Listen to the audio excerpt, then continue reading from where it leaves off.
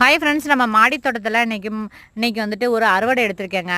ஏன்னா அறுவடை வந்து ஒரு நாள் விட்டு ஒரு நாள் கண்டிப்பாக நம்ம வந்து அறுவடை எடுக்கணுங்க. இன்னைக்கு வந்து என்னென்னு பார்த்தீங்கன்னா, விதைக்காக விட்டுருந்தேன் பீக்கங்காய் எடுத்திருக்கேன், சங்குப்பூ ஒன்று எடுத்திருக்கேன், அப்புறம் வந்து காராமணிலே பார்த்தீங்கன்னா சிகப்பும் எடுத்திருக்கேன், பச்சையும் எடுத்திருக்கேங்க, இலசாவே எடுத்திருக்கேன் பொரியல் பண்ண. ஆனால் பார்த்தா இன்னைக்கு தக்காளி பழம் வந்து நிறைய 1 கிலோ விட்டு இருக்குங்க தக்காளி பழம்.